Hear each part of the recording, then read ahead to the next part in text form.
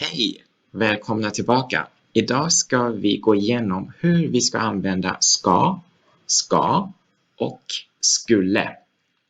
Och vi ska också röra hur vi använder konditionalis i svenska. Today we're going through how we should use conditional tenses in Swedish, and we're also going to explain what it is by compare it in English and Swedish. Okay, are you ready? Now let's start with what they are in Swedish and all the tenses and conjugations of it. So in Swedish, ska and ska, these two spellings, both are referring to the exact same thing. So these two variations both are correct and they refer to the same thing. But ska with two L med två L, this spelling is dying. So in modern Swedish, we almost only use ska without the double L, utan dubbel L. Preteritum, the past tense, is skulle. So ska, skulle, maybe you can guess what they mean.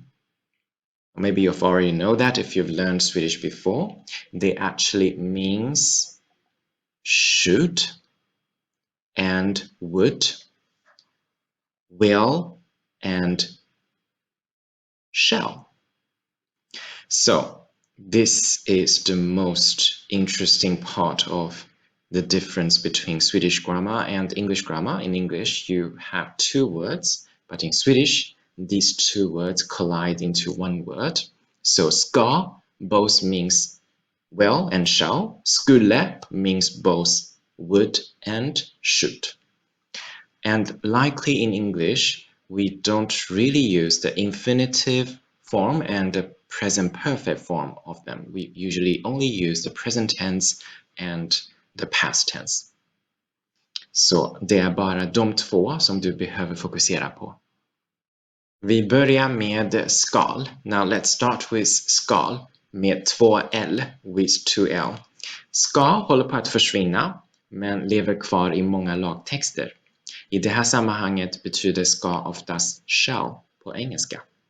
So ska, as we mentioned, is vanishing in Swedish language but still alive in many juridical texts. In those cases, it always means shall in English. For example, in English you say you shall not pass, and those spelling skall maybe it reminds you how you spell it in English, so it's easier to remember. Okej, nu ska vi gå till nästa punkt, the next point. Vad är skillnaden mellan ska och skulle? What's the difference between ska and skulle? How you should use them? As we mentioned before, ska can mean both will or shall. Så till exempel, for example, du kan säga jag ska göra det imorgon. Jag ska göra det imorgon betyder I will do that tomorrow. Det kan också betyda shall, as in det ska man inte göra. One shall not do that. So the word order is a little bit tricky here. So man means one shall not do that. But in Swedish you can switch the word order. You can begin with the objects. So det ska man inte göra. This is not something you should do or you shall do. And likely, skulle can also be translated as both would and should. It can mean would, for example, in skulle du kunna köpa en gurka för salladen? Would you be able to buy a cucumber for the salad? Skulle du kunna köpa en gurka för salladen? It can be translated as should in, for example, jag skulle ha sagt det till henne. Jag skulle ha sagt det till henne. Det betyder I should have said that to her. I should have said that to her. So if you think about this scenario and this situation, when you say that, it is actually a hypothetical situation. And in those cases, we all wrap these cases and situations in Swedish, and we call them konditionalis, the hypothetical conditional tenses. Så på svenska, konditionalis är ett tempus som beskriver ett scenario. På engelska använder vi till exempel war, was, would be och should have. So in those hypothetical scenario, in English you would use if I were blah blah blah. For example, here if I were a guy, and Beyoncé said if I were a boy. And when you want to say would be and would have. And in those cases, in Swedish, we call them konditionalis, the conditional tenses. Så konditionalis på svenska är uttryckt i många olika kombinationer. So konditionalis, the conditional situation, the hypothetical situation in Swedish, can be expressed with different combinations.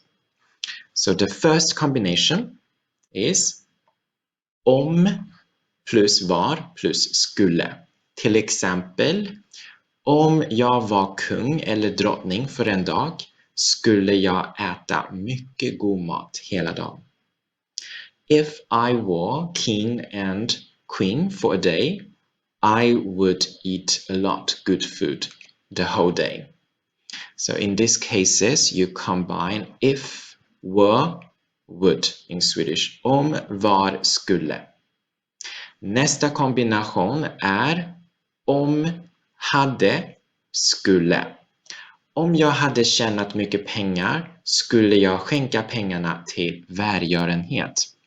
If I had earned a lot of money, I would donate the money to charity. Så om jag hade tjänat mycket pengar skulle jag skänka pengarna till välgörenhet. Hade tjänat och skulle. Och nästa är skulle vara. Skulle vara betyder would be. Det skulle vara jättesnäll av dig om du kan titta på det. It would be really nice of you if you can look into it.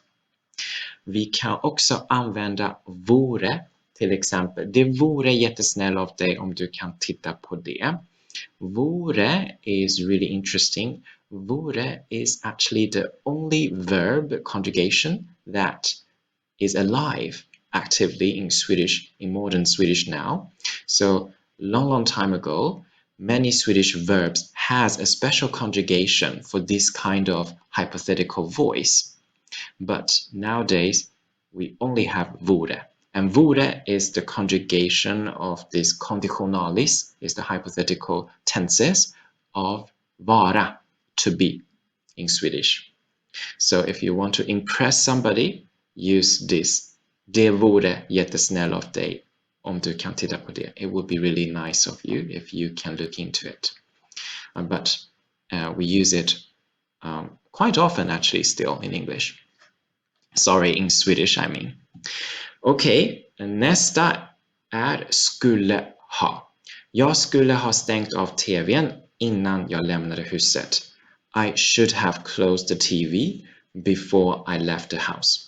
So now you may notice before skulle ha or skulle are translated as would. And skulle ha in the last one, it's translated as should. So jag skulle ha stängt av tvn. I should have closed the TV. The next example is what you would hear only in spoken language, i talspråket. I talspråket hör du ibland hade kombinationen. So you hear this combination with hade and hade. Hade jag träffat henne igår, hade jag sagt det då. So this is to represent actually the second combination. Om jag hade träffat henne skulle jag ha sagt det då. But in oral language you can simplify it into hade. Hade jag träffat henne igår hade jag sagt det då. Men Skriv inte det i ett formellt brev. Don't write this in a formal letter, for example.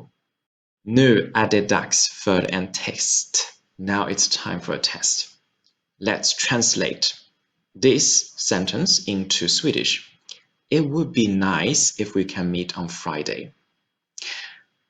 You can pause the video if you want to have more time. It's fine. So, how to say that in Swedish? It would be nice if we can meet on Friday. Yes, du kan säga det vore trevligt om vi kan träffas på fredag.